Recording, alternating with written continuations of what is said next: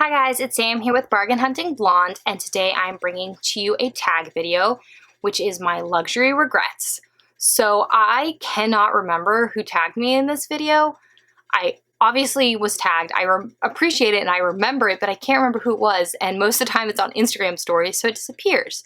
So with my 100 and something day quarantine COVID brain, I do not remember who tagged me.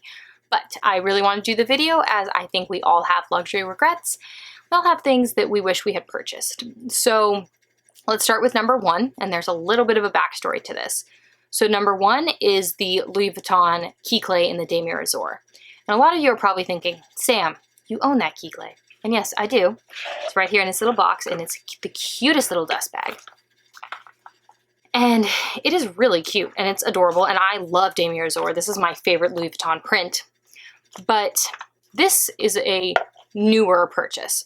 So right after I took the bar, I went with two of my friends to Europe for the first time, and this was in 2016. And I was in Marseille, and I went to the Louis Vuitton there, and I saw that they had the key clay, or just the clay, I guess I should be calling it, which is a really hard piece to find in stores. It's hard to find online. It's just a hard to find piece because it's a lot of people's first pieces. And I saw they had it in the Damier Azur. And so I went to the sales associate, he took it out for me, and I asked him, I don't know why I didn't try myself, but I asked him, does this hold cards? And he said, oh no, it doesn't. And I said, oh, thank you. You know, I was looking to use it kind of as a small little wallet to just run out with my keys. I really appreciate you taking it out for me. You know, thank you. Left the store. Lo and behold, this little baby holds 1 billion credit cards. I don't know why he said it didn't, and I didn't buy it. And why, to me, that's a regret is number one, it took me then like 3 years to find this piece, number one. And number two, I would have literally saved like over $100. This piece is now $215, and I was buying it in France, in euros, with the VAT back. I literally think the piece came up to like $120, maybe even less. And I could have had it for so much longer, and I just regret not trying to put my credit cards in the piece. I don't know if I was just like intimidated. I was shopping with friends, but I wasn't trying to take a long time as I am the only one of my friends to love luxury the way I do.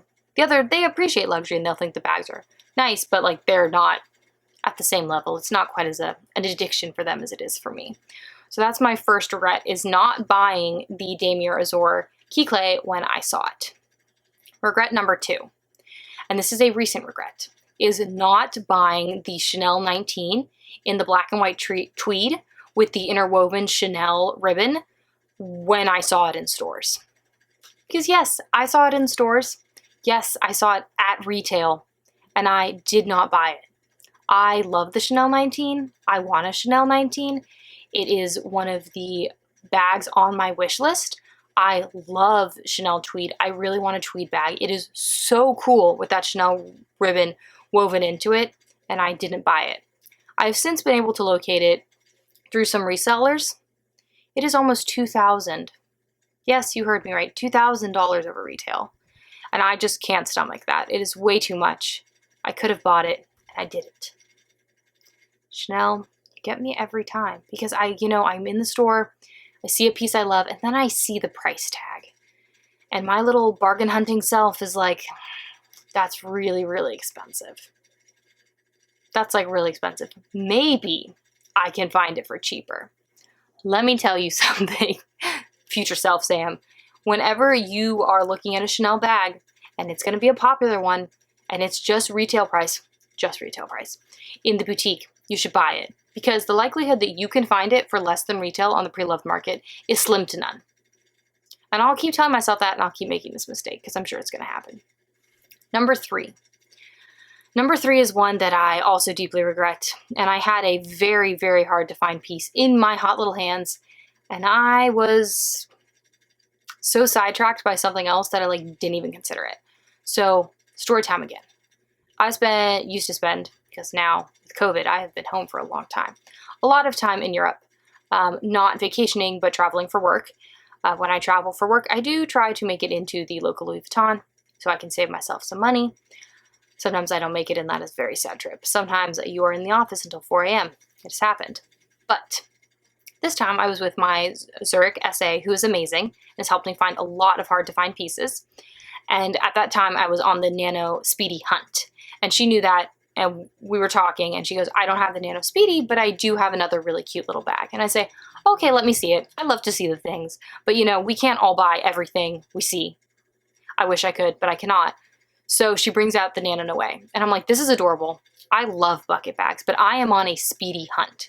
So I see it, I try it on, and I'm like, you know what, this is cute, but I don't think this is for me, thank you. And she's like, oh yeah, no problem. And like, you know, we keep talking, and I keep looking at the new pieces and stuff like that. Well, come now, I have been stalking the website for the Nano Noe. I have been stalking essays for the Nano Noe, and I cannot find it. I love bucket bags, like I've already said that once, but I love them. I probably have like 10 bucket bags from different fashion houses. My husband does not understand that. He's like, why did you buy another bucket bag? And I try to explain to him that they are very Sam. I love a big bag, but this is a little bag that is kind of like a big bag, and I need it. He does not understand. He's like, you're refreshing the Louis Vuitton website again? I'm like, yes, I am. So, month-long stalking at this point. I have not yet found that bag, and I had it in my hands for one. This was 3 price increases ago, number 1. Number 2, in Europe, already cheaper. Number 3, I could have gotten that back. Guys, I could have saved so much money. I mean, literally, I think this Nano Noe was like $700. Yes, a lot of money, but also way cheaper than current retail.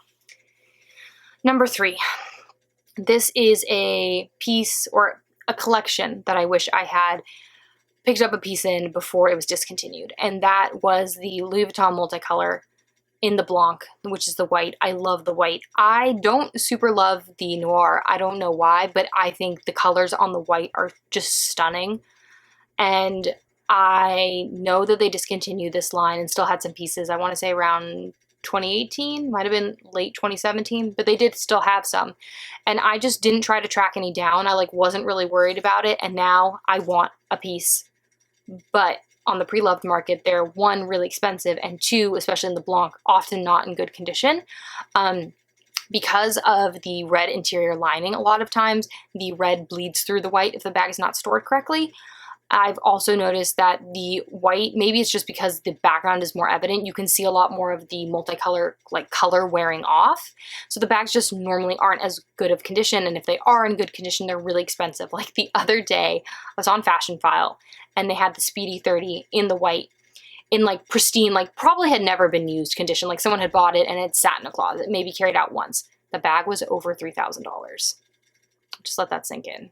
That bag retailed nowhere near $3,000. And it just goes to show you that people really like that piece. There's rumors that Louis Vuitton's bringing back the multicolor. I don't know if it'll happen, but I do regret not buying one of those pieces retail or even pre-loved when the pieces weren't so old. Because right now they're definitely getting on the older end and they're starting to show wear. And if you do find one that's not showing wear, it's very, very expensive. 4. For me, 4 is one of those bags that I never saw in person, but really liked it. Could have easily reached out to one of the Chanel essays I know, and I just didn't. And now I regret it because every time I see it on the Preloved market, it's really, really expensive. And that is the Chanel Pearl Mini, which I'm sure lots of you have seen. It is beautiful. For being a full faux pearl, obviously not real pearl bag, it was priced really well. And I love the Chanel Mini. It's a really good length on me. And I just didn't proactively try to go get it. And then when I did, it was just like too late. Like everyone was like, we definitely haven't had that. You know, we don't have that. It sold out really quickly. And with Chanel, you never know if they're going to do another version of that bag or not. Because even when a bag is really popular, that doesn't mean that they're going to redo the bag and like going to release another, you know, maybe a different color with the pearls on it or anything like that. You never know with Chanel. And even if they do re-release it, a lot of times the colors, even if it's supposed to be like, say it was a beige bag, like they'll still say it's beige, but the beiges will be very different. So you never really know with Chanel, like if they're going to re-release it, if it's going to be the same color. And I just totally dropped the ball. I kept seeing it. I kept thinking, oh yeah, I should text to SA, and I just didn't. And then when I did, everyone was like, really, you're never going to find this.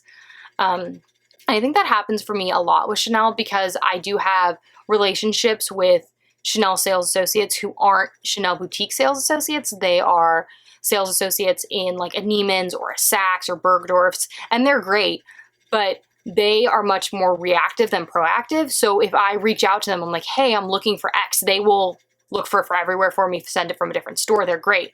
But I don't necessarily always get like a text like, hey, we have this and this and this and this coming in, or anything like that. So like I will see it on someone else and then be like, oh my gosh, I love that, and then try to go find it. And that just doesn't always work, especially with Chanel. I'm not by any means a Chanel VIP. Most of my Chanel has been purchased in Europe or Preloved, and so I don't have a good relationship with a Chanel SA in a boutique. And I wish I did, but I do not.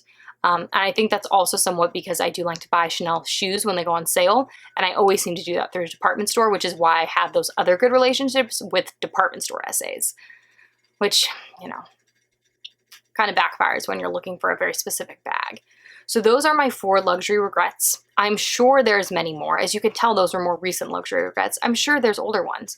I mean, and you know, if we wanted to go down the path, it's like, I should have brought a Chanel Jumbo before it was $7,100. Like, I do have 2, but I'm just saying, like, there's a lot of regrets with the price increases of I should have bought something a while ago because the price has gone up so much more.